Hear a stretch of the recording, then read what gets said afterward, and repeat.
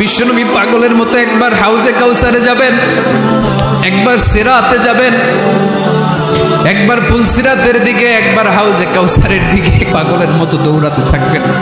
তার কোনো গুনাহগার উম্মত যাতে জাহান্নামে ঢুকে না যায়, সেদিন কেউ সুপারিশ করতে পারবে না বিশ্বনবী ছাড়া।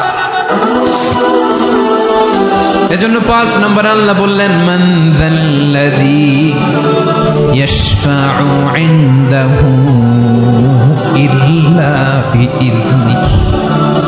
কার সাহস আছে, কার এত বড় বুকের পাটা কিয়ামতের কঠিন দিন আল্লাহর সামনে দাঁড়িয়ে সুপারিশ করবে? কারো ক্ষমতা, কারো ক্ষমতা নাই।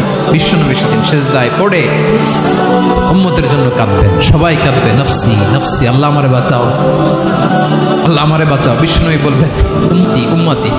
বিশ্বনবী আমার জন্য কাঁদবেন, আপনার জন্য কাঁদবেন, আমাদের জন্য সেদিন কেঁদে কেঁদে জাহান্নামের দরজায় দাঁড়িয়ে আমাদেরকে টেনে টেনে জান্নাতে ঢুকাবেন।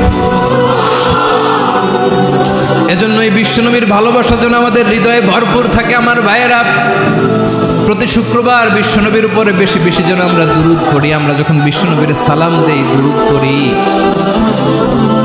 একদল স্পেশাল ফেরেশতা আছে যারা বিশ্বনবীর দুরূদটা নিয়ে সরাসরি বিশ্বনবীর রওজায় যায়, যে বলে অমুকের বেটা অমুক আপনারে সালাম